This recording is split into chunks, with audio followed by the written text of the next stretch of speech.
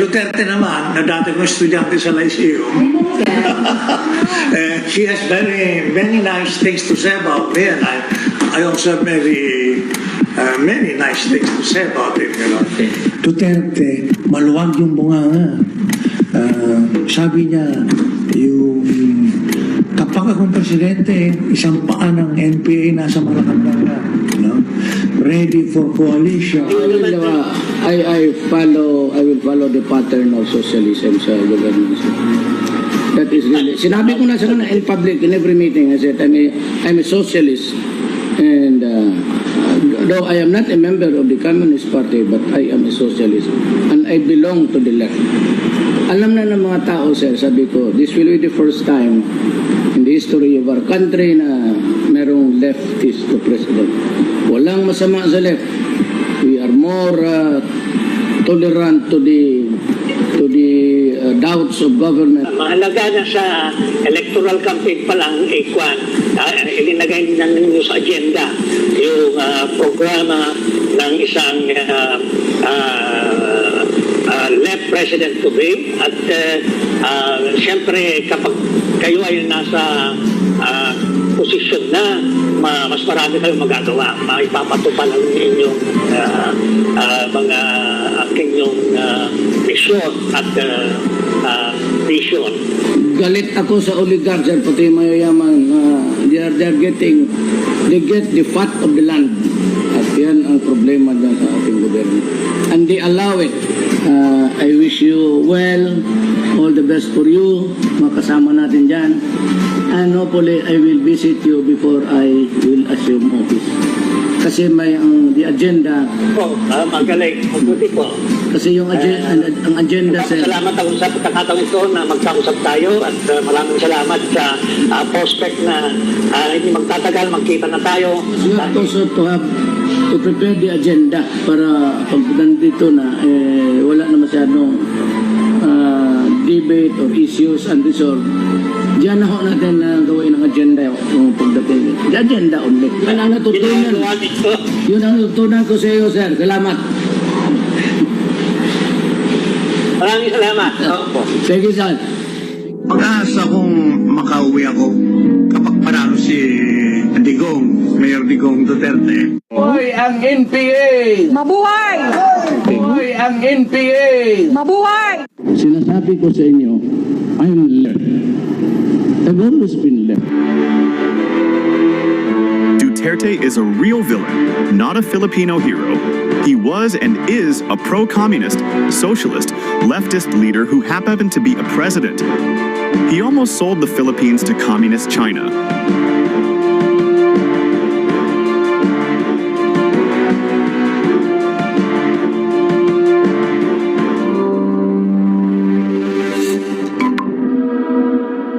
Noong si Duterte ay naging presidente, kinondena niya ang mga NPA at mga komunista. Dapat lang dahil nasa gobyerno siya. Pwede siyang ma-impeach ng Kongreso kung kakampihan niya ang mga NPA at mga komunista kung siya ay presidente. Pero alam niyo ba na bago ang eleksyon noong 2016, inamin ni Duterte na siya ay isang leftist. Pumunta siya sa mga kampo ng mga NPA at nakipagbunyi sa kanya. Sinabi pa ni Duterte kay Joe Masison na kapag siya ay mananalong presidente, siya ang magiging kauna-unahang leftist president at i-implement niya ang sosyalismo sa bansa. At ang mga NPA ay magkakaroon ng karapatang makapasok sa Malacanang. Ang sosyalismo at komunismo ay parehong uri ng gobyerno. Ito ay kontra sa demokratikong uri ng pamahalaan. Noong naging presidente si Duterte, kitang-kita naman ang pagiging pabor niya sa mga Chinese. Siya ay isang pro-China president. Pinayagan niya ang mga Chinese pogo na maglipa na sa bansa. At marami sa mga naging kontraktor ng gobyerno sa mga government projects pati sa Davao City ay mga Chinese. Hindi lang yan, si Duterte ay user ng fentanyl, isa sa opioids drugs na nagmumula sa China. Bukod pa dito, hinayaan ni Duterte na lapastangin ng China ang ating karagatan at hinayaan ni Duterte na bulihin ang ating mga mangingisdang Pilipino. Pinayagan ni Duterte ang mga ganito dahil pareho sila ng political doctrine ng China na isa ring socialist government na pinatatakbo ng Chinese Communist Party. At huwag nating kalilimutan na halos mga Chinese drug lords ang BFF ni Duterte, tulad ni Michael Yang, na ginawa pa niyang Presidential Economic Advisor. Ayon pa kay Joma Sison, si Duterte ang #1 drug addict sa Pilipinas dahil consumer ito ng Chinese opioids na fentanyl. At ayon pa kay Joma Sison, si Duterte ang #1 protector ng mga drug lords sa Mindanao. Alam na alam ni Joma Sison kung anong uri ng tao si Duterte. Bagamat naging presidente ng Pilipinas, ipinakita ni Duterte ang kanyang pagiging socialist president. Nilagay niya sa kamay niya ang batas sa kanyang fake war on drugs at pumatay ng maraming mga tao. Ang ganitong uri ng pamamaraan ay pareho sa pamamaraan ng komunismo at sosyalismo. Ganito rin ang style sa China, North Korea, Russia, Cuba, Vietnam, at iba pang socialist communist countries. Taliwas ito sa democracy kung saan may judicial procedures na umiiral sa pag-i-implement ng batas at pagpaparusa sa taong nagkasala. Dito natin makikita na si Duterte ay isang mapagpanggap na makapilipino. Isang tunay na makapili na nagpakunwaring mahal na mahal daw niya ang Pilipinas, pero unti-unti na palang binibenta ang bansa sa mga dayuhan. Si Duterte ay traitor sa Philippine democracy at nagkunwaring against NPA upang hindi halatang siya ay isang socialist, pro-communist president inside a democratic government. Pinagtakpan niya yan, pero hindi siya nakalusot sa obserbasyon ng mga tunay na Pilipinong nagbabantay sa soberanya ng bansa. Ngayong hindi na siya presidente at si Bongbong Marcos na ang Pangulo, kitang-kita nating lahat na lumabas rin ang kanyang tunay na kulay. Siya ay talagang isang leftist at mismong gobyerno ang kinokontra niya ngayon. Ang kanyang pagiging leftist, anti-democracy at pagiging socialist ay lubusan na niyang inilantad matapos niyang awayin ang gobyernong minsan niyang pinamahalaan. Isa siyang tunay na traidor sa sambayanang Pilipino. Sa kabilang banda, Marcos lang ang tunay na anti-communist president. Si PBBM ay naniniwala sa democratic rule of law. Kinikilala ang equal power of the Supreme Court at ng Congress. Kaya galit na galit si Duterte kay PBBM dahil alam na alam ni Duterte na tatamaan siya ng rule of law dahil sa ginawa niyang pambababoy ng konstitusyon ng Pilipinas. Noong siya pa ang presidente kung saan pinairal niya ang death and killings without due process. Kahit alam niya na walang death penalty na umiiral sa ating bansa. Si Joma Sison mismo nagsabi na estudyante niya si Duterte sa Lyceum. Ibig sabihin, na-absorb ni Duterte ang mga aral at doktrina ng komunismo at sosyalismo dahil siya mismo ay naging disipulo ng komunistang si Joma Sison na siyang nagsilbing Karl Marx, Joseph Stalin at Vladimir Lenin ng Pilipinas.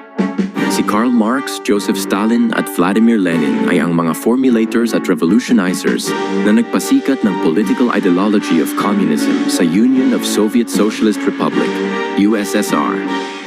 Si Mao Zedong, na isa naniwala kay Karl Marx ang nag-implement ng komunismo sa bansang China.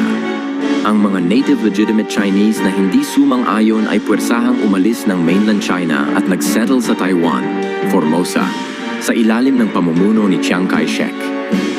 Ang Republika ng China, Taiwan, ay isang democratic country, habang ang People's Republic of China, mainland China, ay isang socialist country na pinatatakbo ng Communist Party.